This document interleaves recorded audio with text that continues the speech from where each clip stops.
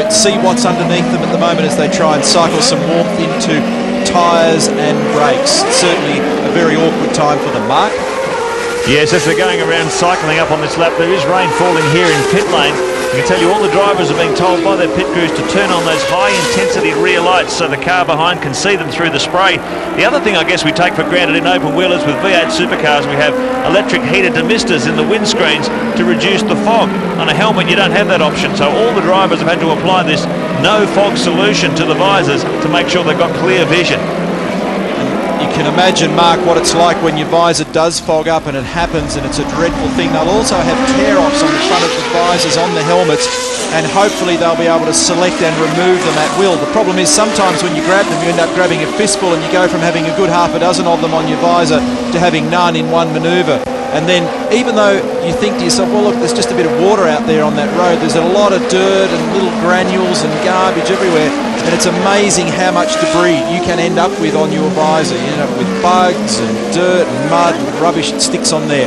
There are 7 Toyota engines in this field, 6 Hondas and 5 Fords. This year, the balance in terms of the chassis has been tipped in favour of Lola, with 14 cars and Reynard with 4 cars.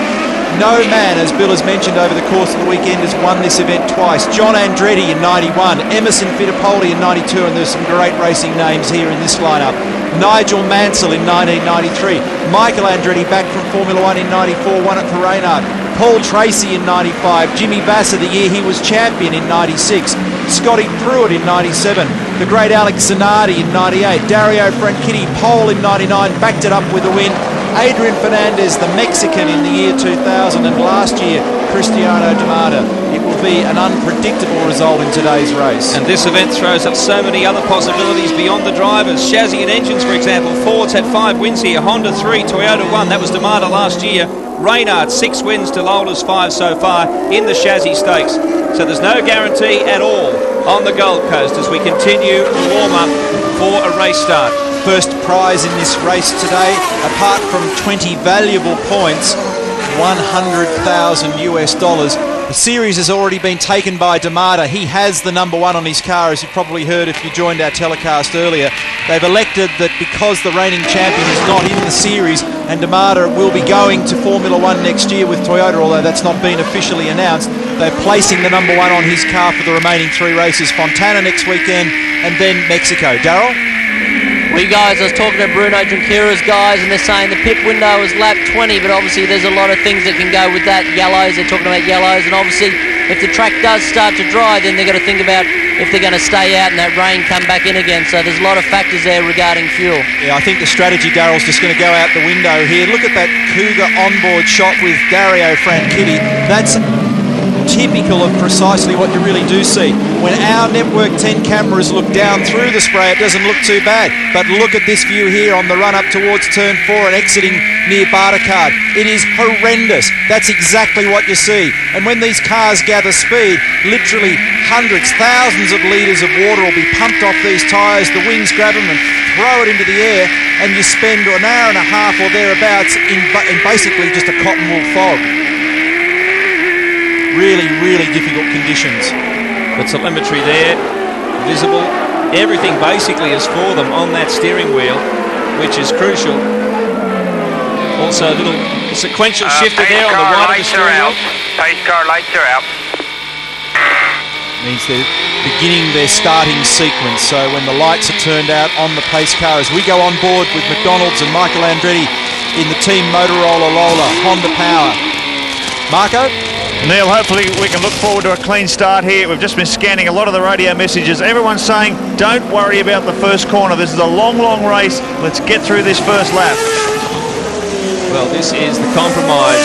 There'll be drivers backing off to avoid problems. Let's hope they don't back off too quickly. That's the other end of the scale. We certainly won't see a lot of aggression. I can't imagine any of these guys trying to be too aggressive in that first chicane, but there may well be too much conservatism as well. That's always something to consider here. Damada leading this queue. Around through the final series of turns now before the race start. FedEx corner there.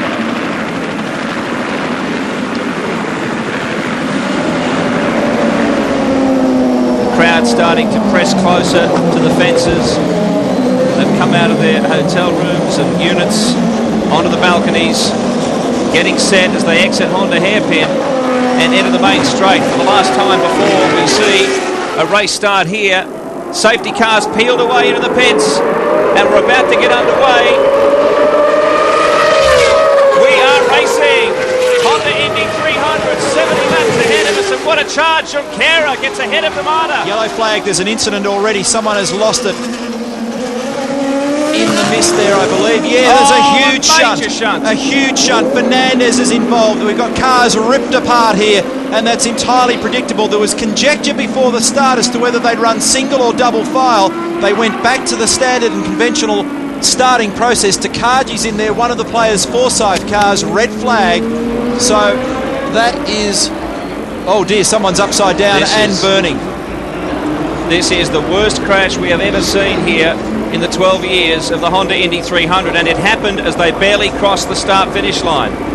I could see the yellow flag fly from the starter's rostrum, but I could not see in the mist, and this is a shocking accident. There is a shocking accident. Jimmy Vassar's involved there. I think that's Jimmy's car perched up on top. Andretti is there as well. He's in the blue car. There's a driver trapped underneath that. Tora Takagi, the Japanese driver, is trapped in that car. Now there's a cheer from the crowd. I hope that's because they've seen Adrian Fernandez there, Bill, in the bottom left-hand corner of your screen. He's okay. Michael Andretti is okay. Patrick Carpentier, I think. Mario Dominguez there in the foreground, and his car is total. This is a dreadful, dreadful accident. Now we saw some oil burning earlier. Don't forget methanol burns invisibly, so they're pouring water on these wrecks as well to make sure there is no methanol fire. Shocking conditions.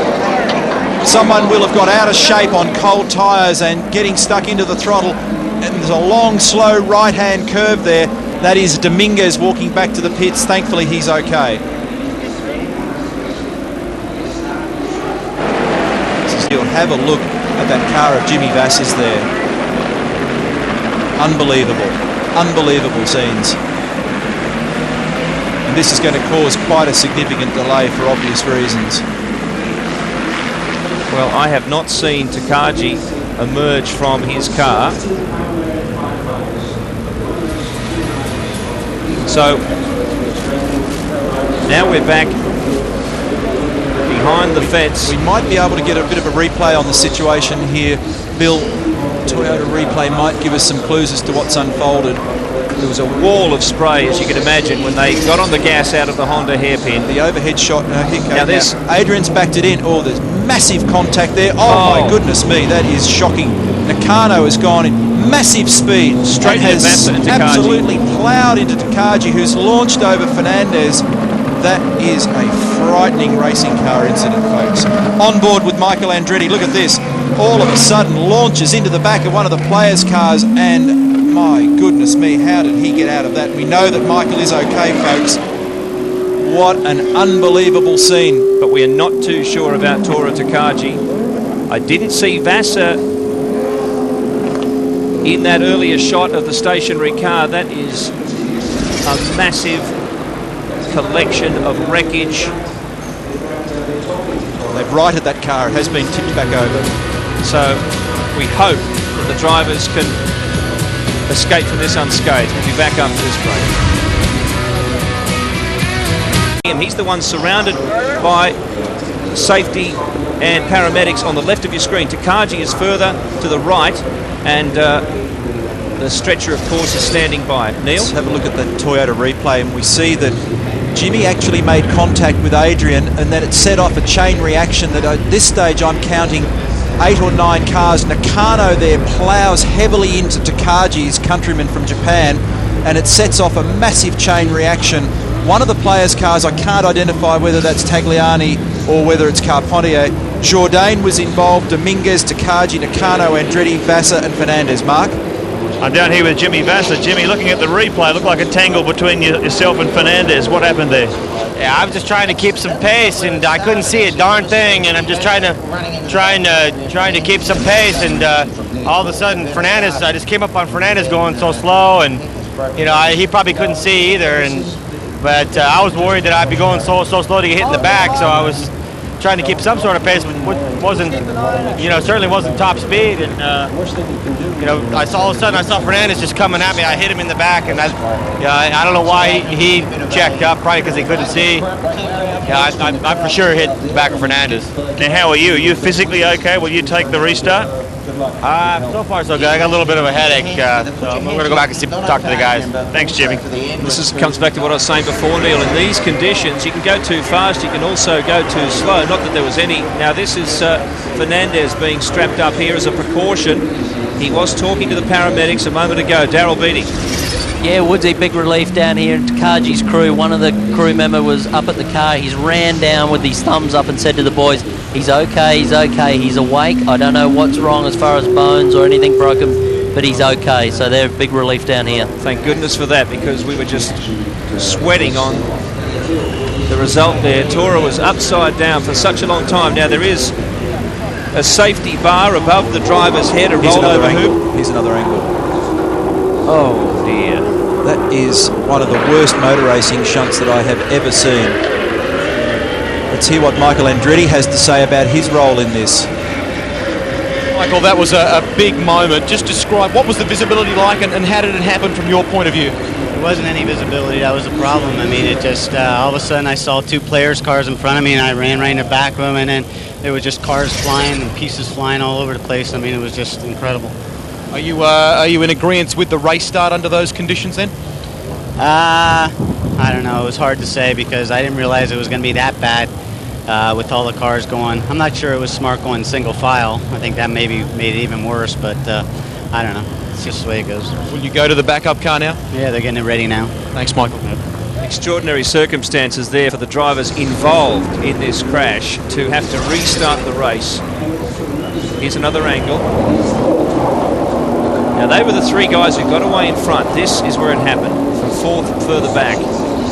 And that is just a mess. And really, with poor visibility and lack of certainty, there was chaos. Now, the car on the far left was one of the players now to identify. I think it's Carpentier. Yes, because Tagliani has the maple leaf on the front, on the nose cone, but the nose cone's crumpled there. They're very concerned about Jimmy, and they've gone to Jimmy's assistance there. At the back of that car showing some sort of an oil fire, but that was quickly extinguished. Fortunately, we didn't have any kind of a methanol blaze in any of this as well. That's the thing, and even though there's a wet track, I mean, that wouldn't have made much difference. Now they've quickly righted that car, and I mentioned earlier the roar from the crowd. That would have been when Vassar emerged. There he is. Now, Takagi, not so. They've been very, very careful. They've got Tora out of his car now. He's the last to be extracted from this wreck. This CART medical team is headed by Dr. Steve Olvey, and he and his team are very, very professional.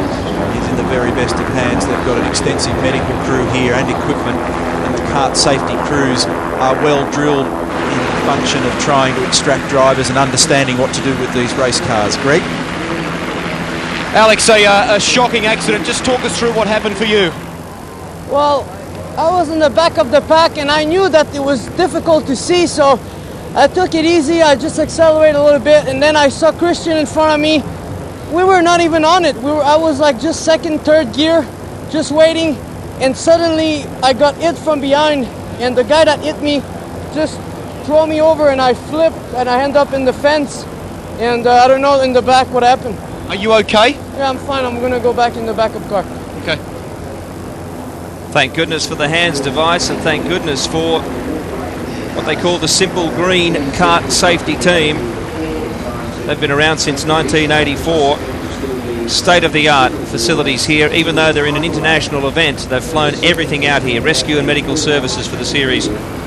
And I mentioned at the top of the show when we were in the studio just how important safety is to this series. They have been right on the ball over the years, Neil, haven't they? Even though this series has had some shocking accidents, they have been right up there with technology.